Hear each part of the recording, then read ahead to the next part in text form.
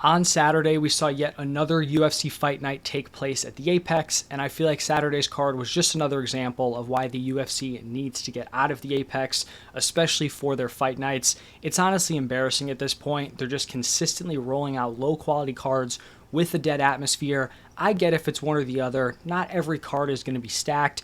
Maybe you don't have a super stacked card, but you're at least having it at some sort of venue with at least a few thousand fans, or maybe you're in the Apex, but the card is stacked. The combination of the poor quality cards mixed with just a completely dead atmosphere, it feels like no one wants to be there. It's bad for the fighters, it's bad for the fans, it's terrible all around. The UFC made a huge deal about being the first ones back during COVID. They were putting on events, they wanted to have fans. Dana White was constantly bragging, boasting to the media about how the UFC was the first ones to do it, the first ones to be back. Well, now they're the only sport that's still rolling out this type of product to their fans. The UFC had 43 events in 2023, and I've seen the argument that, well, there's so many events, not all of them can be stacked. With so many events, you can't travel all over the place.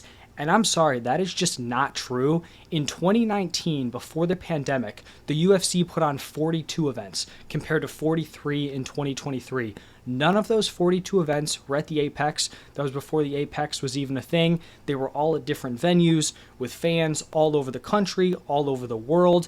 And also the quality just appeared to be much better. So this number of fight card thing, being the reason why they're putting on low quality events at the Apex, to me, I'm just not buying that argument. I strongly urge you guys to go on like Tapology and look back at the 2019 fight cards, because it's kind of crazy. These were main events for consecutive fight nights. So you had pay-per-views mixed in, but just going through some of the highlights here. These fight nights took place consecutively. You had Francis Ngannou versus Cain Velasquez. You had Jan Blachowicz versus Thiago Santos. Derek Lewis versus Junior Dos Santos. You had Darren Till versus Jorge Masvidal. I believe Leon Edwards was the co-main of that. You had Wonderboy taking on Anthony Pettis. And then you had Edson Barbosa taking on Justin Gaethje. That is how stacked the fight nights used to be, these cards, because they actually had to go out. They had to sell tickets to fans. Now they don't really care, right? They have this deal with ESPN. They don't need ticket sales. They can just roll out these garbage cards and the fans are just supposed to accept it. Looking back at all 42 events in 2019, there was one main event that I felt like probably wasn't worthy of being the main event. It was Aspen Ladd taking on Jermaine Durandamy, but it was in Sacramento, and you had Uriah Faber in the co-main making his comeback fight. So that pretty much was the main event, at least to the fans. I think it sometimes gets lost on the fans and probably also the UFC how much the right location can bump up the appeal to a fight night. We just have to look back at UFC Mexico in February. I remember how hyped up people were for that card. They were saying it was stacked. This was an amazing fight night. It looked like a pay-per-view.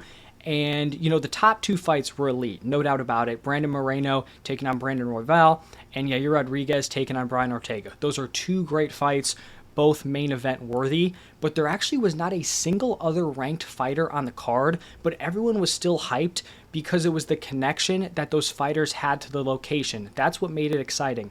10 out of the 12 fights had a Mexican fighter fighting on either side of the matchup. So even though they weren't these super highly ranked guys, it felt like it mattered because they connected to the audience, to the location. If they built cards around locations, I really think they could keep similar quality cards in terms of the fights on them, but they would be viewed, much better from the fan base overall. You take a look back at a fight night that happened earlier this year, Jack Hermanson taking on Joe Pyfer. Most people think that's probably not a super main event worthy matchup, and the rest of the card wasn't, super stacked. But if you put that card in Sweden, where Jack Hermanson is from, you add some other fighters from nearby countries, doesn't have to be superstars, that card is going to feel a lot bigger than just sticking it in the Apex where no one really cares, no one's invested in either of these dudes.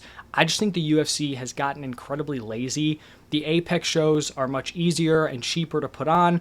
ESPN, for some reason, doesn't seem to care.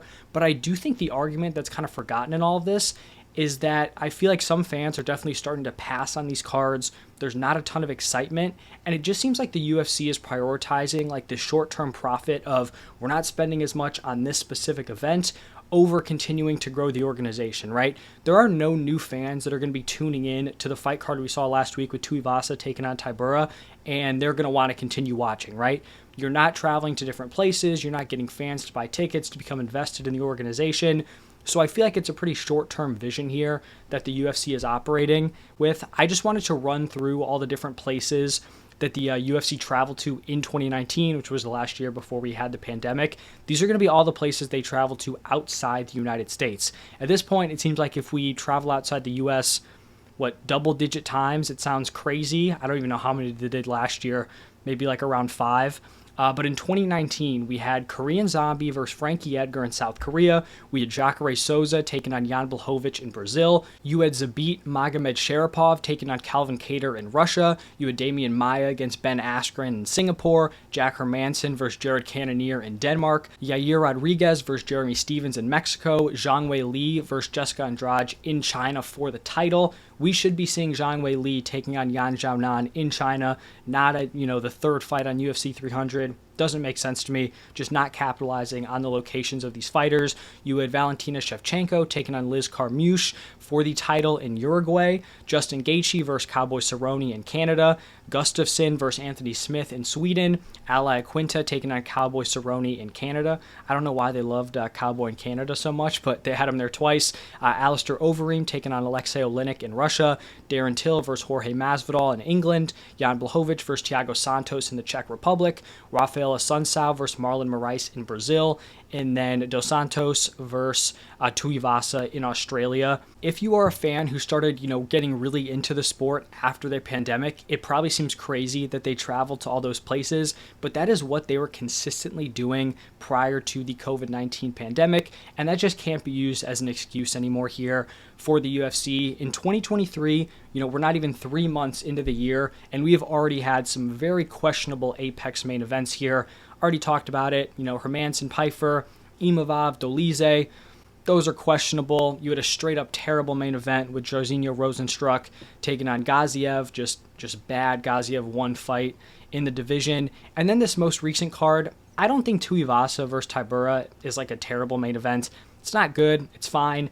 But if you have Tai Tuivasa on your roster, I understand he lost. He should never be fighting in the Apex. That is a dude who needs to be in front of fans, and hopefully now we can see him just have fun matchups against strikers outside the top 15. So don't even really love the matchmaking there. But on that card, a co-main event of Brian Battle taking on Ange Loosa is just shameful. That is not a co-main quality fight right there. And we have another one of those cards this week that's questionable. I actually don't hate the headliner of Rose Namajunas taking on Amanda Ribas, and there are some fun fights on the card, but these events have just become so dead. There's no excitement. It seems like they're just trying to, push through, move on, just roll them over, and it's just not a good experience for the fans. So hopefully we do see a change. I'm really not banking on it, but how are you guys feeling? I just wanted to throw this out there. The argument that it's the pandemic, there's so many events, that's why these cards suck and are in the Apex. It's just not true because they were doing it before the pandemic when the company wasn't as big as it is right now. Thank you all for stopping by. How are you feeling about these Apex events? And I will see you guys in the next one.